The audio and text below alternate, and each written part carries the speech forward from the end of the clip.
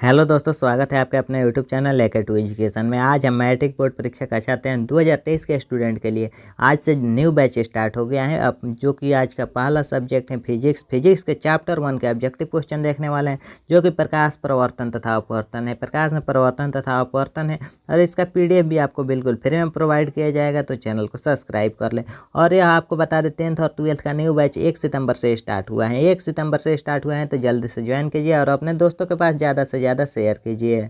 और इस चैनल पर कंप्लीट कोर्स 10th और 12th का लॉन्च हो गया है, जो कि 1 सितंबर से कराया जा रहा है, तो जल्दी से ज्वाइन कीजिए और चैनल को सब्सक्राइब कर दीजिए। और व्हाट्सअप ग्रुप में आपको बिल्कुल फ्री में PDF प्रोवाइड किया जाएगा, तो व्हाट्सअप ग्रुप से जुड़ जाइए। और मैं आपको नंबर बता रहा हूँ, इस नंबर पर मैसेज करिए, आपको व्हाट्सअप ग्रुप में ऐड कर दिया जाएगा 8969831773। इस नंबर पर व्हाट्सअप कीजिए, डायरेक्टली आप व्हाट्सअप ग्रुप में ऐड हो जाएगा और आपको PDF बिल्कुल फ्री में प्रोवाइड किया जाएगा। तो चलिए आज के वीडियो स्टार्ट करते हैं। चैनल पर पहली बार आए तो सब्सक्राइब कर ले। चलिए वीडियो स्टार्ट करते हैं। आज का फर्स्ट क्वेश्चन दिया गया है कि उत्तल लेंस की क्षमता होती है। उत्तल लेंस की क्षमता क्या होती है? तो ऋणात्मक होते हैं कि ऑप्शन नंबर बी है धनात्मक होते हैं, ऑप्शन सी है ए और बी दोनों होते हैं, धनात्मक ऋणात्मक दोनों के, इनमें से कोई नहीं। तो उत्तल लेंस की क्षमता हमेशा धनात्मक होती है। उत्तल लेंस धनात्मक होता है। अगला क्वेश्चन दिया गया है अवतल लेंस की क्षमता। तो सेम प्रोसेस है, उत्तल लेंस की क्षमता धनात्मक होगी तो अवतल लेंस की क्षमता ऋणात्मक होगी। इसका right answer option number A हो जाएगा। अगला क्वेश्चन दिया गया है कि उत्तल लेंस को कहते हैं, उत्तल लेंस को हम दूसरे किस नाम से जानते हैं? तो उत्तल लेंस को दूसरे किस नाम से जानते हैं? ऑप्शन नंबर ए में दिया गया है अभिसारी लेंस, ऑप्शन बी में द्वि उत्तल लेंस, ऑप्शन सी में अपसारी लेंस, ऑप्शन डी में इनमें से कोई नहीं। तो उत्तल लेंस का जो दूसरा नाम है उसे अभिसारी लेंस कहते हैं। उत्तल लेंस के अभिसारी लेंस भी कहते हैं। अभिसारी लेंस सेम ही है, उत्तल लेंस का ही दूसरा नाम है। अगला क्वेश्चन है 4 नंबर, अवतल लेंस को कहते हैं। उत्तल लेंस को तो अभिसारी लेंस कहते हैं और अवतल लेंस को क्या कहते हैं? उत्तल लेंस को अभिसारी कहते हैं। उत्तल लेंस को अभिसारी कहते हैं। उत्तल लेंस को अभिसारी और अवतल लेंस को अपसारी। उत्तल लेंस को अभिसारी और अवतल लेंस को अपसारी कहते हैं, जो कि ऑप्शन नंबर सी इसका राइट आंसर होगा। अगला क्वेश्चन है निम्न में से कौन सा पदार्थ लेंस बनाने के लिए प्रयुक्त नहीं किया जा सकता? इनमें से कौन सा पदार्थ है जो लेंस बनाने में प्रयुक्त नहीं किया जा सकता है? ऑप्शन नंबर ए जल, ऑप्शन नंबर बी कांच, ऑप्शन नंबर सी प्लास्टिक और ऑप्शन नंबर डी में मिट्टी है। तो जिसका उपयोग लेंस में नहीं किया जा सकता वो है मिट्टी। मिट्टी से लेंस का प्रयोग नहीं किया जा सकता। अगला क्वेश्चन दिया गया है कि किस दर्पण से हमेशा वस्तु का छोटा प्रतिबिंब प्राप्त होता है? किस दर्पण से हमेशा वस्तु का छोटा ही प्रतिबिंब बनता है? ऑप्शन ए में समतल, ऑप्शन बी में उत्तल, ऑप्शन सी में अवतल और ऑप्शन डी में इनमें से कोई नहीं। तो जिस दर्पण से वस्तु का हमेशा छोटा प्रतिबिंब बनता है वो है उत्तल लेंस। उत्तल लेंस से हमेशा वस्तु का छोटा प्रतिबिंब प्राप्त होता है। अगला क्वेश्चन दिया गया है कि किस दर्पण से वस्तु का बड़ा प्रतिबिंब प्राप्त होता है? उत्तल लेंस से तो आप जान गए छोटा प्राप्त होता है, तो बड़ा किससे प्राप्त होता है? तो अवतल लेंस से बड़ा और उत्तल लेंस से छोटा। उत्तल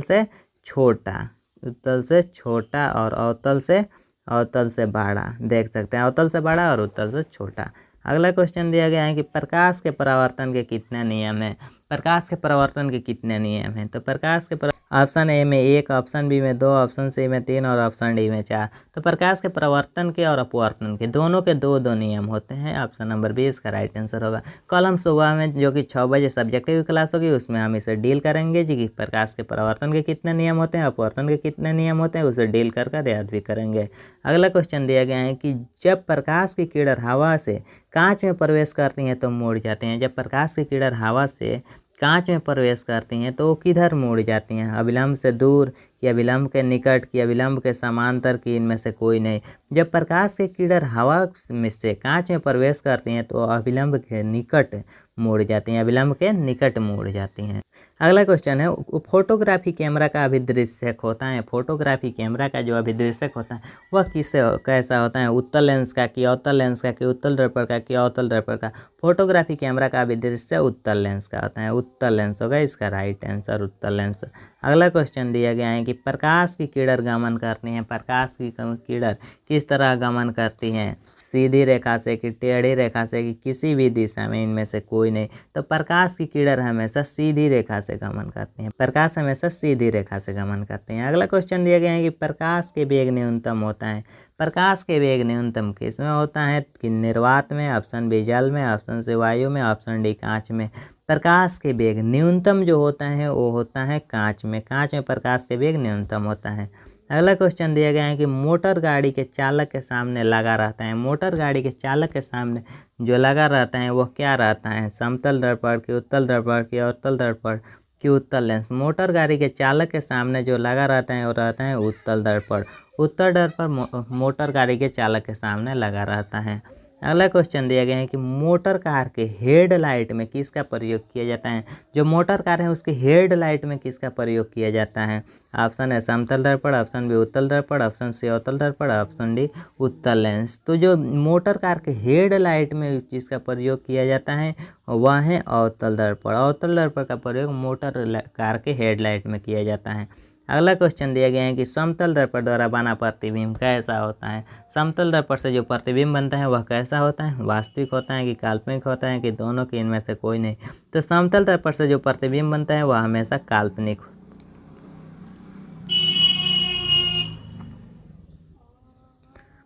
समतल दर्पण से जो प्रतिबिंब बनता है वह हमेशा काल्पनिक होता है। अगला क्वेश्चन दिया गया है कि लेंस की क्षमता का एसआई मात्रक क्या होता है? काफ़ी वीवीआई क्वेश्चन है। लेंस की क्षमता का एसआई मात्रक, लेंस की क्षमता का एसआई मात्रक क्या होता है? तो डायोप्टर। लेंस की क्षमता का एसआई मात्रक डायोप्टर होता है। इसका right answer option number A होगा। अगला क्वेश्चन दिया गया है कि प्रकाश के किरणों का पथ दर्शाने वाले चित्रों को कहा जाता है।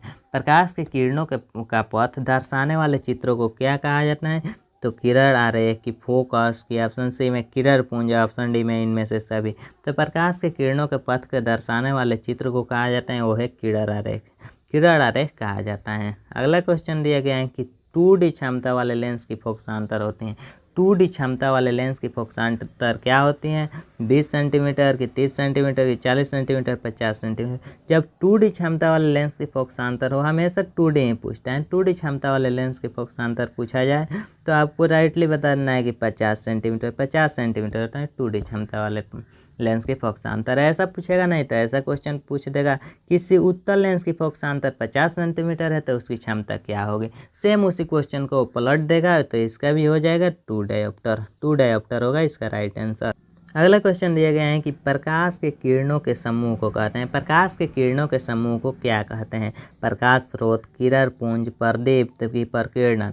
जो प्रकाश के किरणों के समूह को किरण पुंज कहते हैं। बिल्कुल क्वेश्चन से ही पता चलता है कि प्रकाश के किरणों के समूह को किरण पुंज कहते हैं। ऑप्शन नंबर बी इसका राइट आंसर होगा। अगला क्वेश्चन दिया गया है कि साइड मिरर के रूप में प्रयुक्त होता है।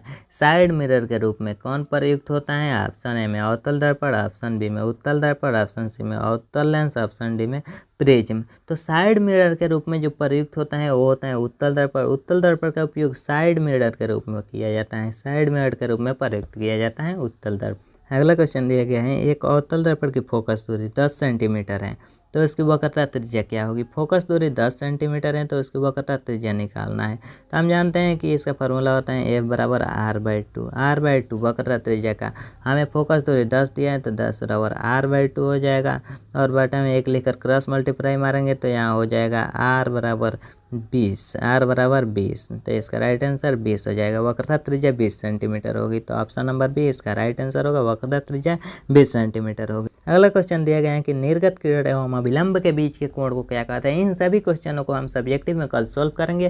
पहले ऑब्जेक्टिव सोल्व कर लेते हैं। निर्गत किरण एवं अभिलंब के बीच के कोण को क्या कहते हैं? तो निर्गत किरण एवं अभिलंब के बीच के कोण को क्या कहते हैं? ऑप्शन ए में दिया गया आपतन कोण, ऑप्शन बी में परावर्तन कोण, ऑप्शन सी में निर्गत कोण, ऑप्शन डी में इनमें से कोई नहीं। तो निर्गत किरण एवं अभिलंब के बीच के कोण को बताना है तो इसका हो जाएगा निर्गत कोण।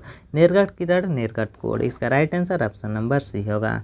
अगला क्वेश्चन दिया गया है कि सरल सूक्ष्मदर्शी में किसका उपयोग होता है? सरल सूक्ष्मदर्शी में किसका उपयोग होता है? अवतल दर्पण का, ऑप्शन ए उत्तल दर्पण, अवतल लेंस, उत्तल लेंस।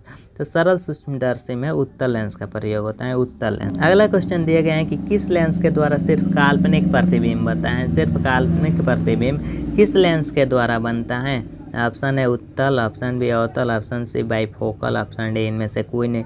तो सिर्फ काल्पनिक प्रतिबिंब सिर्फ अवतल लेंस से बनता है, अवतल। इसका राइट आंसर होगा अवतल। अगला क्वेश्चन है काल्पनिक प्रतिबिंब होता है। काल्पनिक प्रतिबिंब कैसा होता है? ऑप्शन ए में सीधा, ऑप्शन बी में उल्टा, ऑप्शन सी इनमें से कोई दोनों, ऑप्शन डी इनमें से कोई नहीं। तो काल्पनिक प्रतिबिंब हमेशा सीधा होता है। अगला क्वेश्चन दिया गया है कि लेंस में मुख्य फोकस की संख्या कितनी होती है। लेंस में मुख्य फोकस की संख्या कितनी होती है। ऑप्शन ए में 2, ऑप्शन बी में 1, ऑप्शन सी में 3, ऑप्शन डी में इनमें से कोई नहीं। तो लेंस में जो मुख्य फोकस की संख्या होती है वो 2 होती हैं। लेंस में मुख्य फोकस की संख्या 2 होती है। अगला क्वेश्चन दिया गया है कि सर्च लाइट का परावर्तक सतह होता है। सर्च लाइट का परावर्तक सतह कौन होता है। उत्तल की, अवतल की, समतल की, इनमें से कोई नहीं। जो सर्च लाइट का परावर्तक सतह होता है वो होता है अवतल। सर्च लाइट का परावर्तक सतह अवतल होता है। अगला क्वेश्चन दिया गया है कि दाढ़ी बनाने में कौन सा दर्पण प्रयुक्त होता है। दाढ़ी बनाने के लिए कौन सा दर्पण प्रयुक्त में लाया जाता है। ऑप्शन ए में समतल, ऑप्शन बी में उत्तल, ऑप्शन सी में अवतल और ऑप्शन डी में इनमें से कोई नहीं। तो दाढ़ी बनाने में जिस दर्पण का प्रयोग होता है वो होता है अवतल दर्पण। अवतल दर्पण का प्रयोग दाढ़ी बनाने में किया जाता है। यह क्वेश्चन बोर्ड एग्जाम में काफ़ी बार पूछ दिया गया है।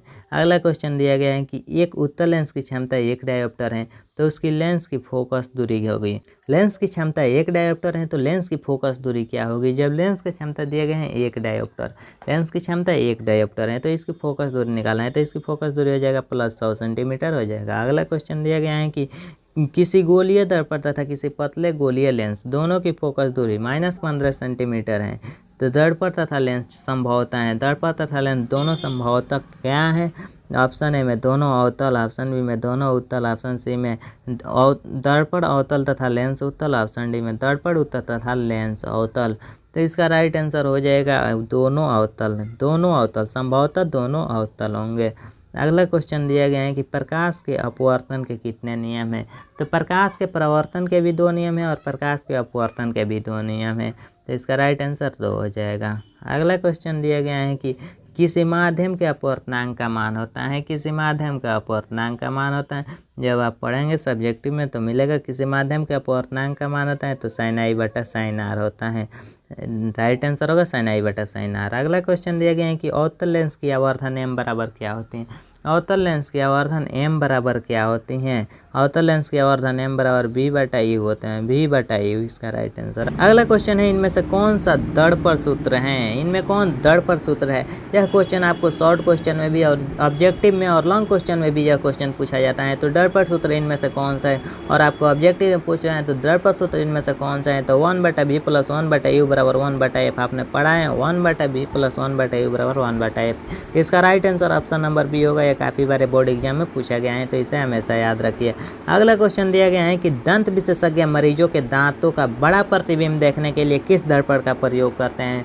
बड़ा प्रतिबिंब देखने के लिए किस दर्पण का उपयोग करते हैं। ऑप्शन ए में अवतल दर्पण, ऑप्शन बी में समतल दर्पण, ऑप्शन सी में उत्तल दर्पण, ऑप्शन डी में इनमें से सभी। तो इसका राइट आंसर होगा जो कि दंत विशेषज्ञ मरीजों का बड़ा प्रतिबिंब देखने के लिए उपयोग होता है वो होता है अवतल दर्पण। अवतल दर्पण इसका राइट आंसर होगा। अगला क्वेश्चन दिया गया है कि पतले लेंस की आवर्धन क्षमता होती है। पतले लेंस की आवर्धन क्षमता कैसे होते हैं। ऑप्शन ए में कम, ऑप्शन बी में अधिक, ऑप्शन सी में संतुलित, ऑप्शन डी में सभी।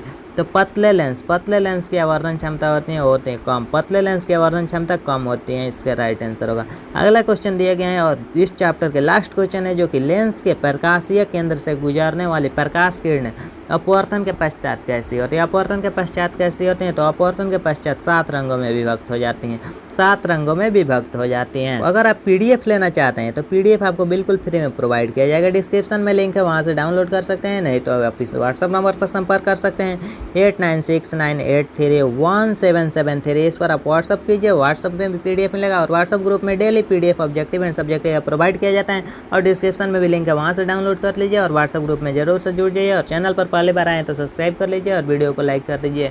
और कल होगी जो आज फिजिक्स की क्लास है तो कल केमिस्ट्री की क्लास होगी तो डेली बने रहिए हमारे साथ यूट्यूब चैनल AK2 एजुकेशन, जो कि कंप्लीट कोर्स कराएगा 3 महीना में। 3 महीना में आपका कंप्लीट सिलेबस हो जाएगा और 2 महीने में model paper, previous year question, weekly test, साथ ही साथ वीकली टेस्ट में आपको इनाम भी प्रोवाइड किया जाएगा। Thanks for watching my video.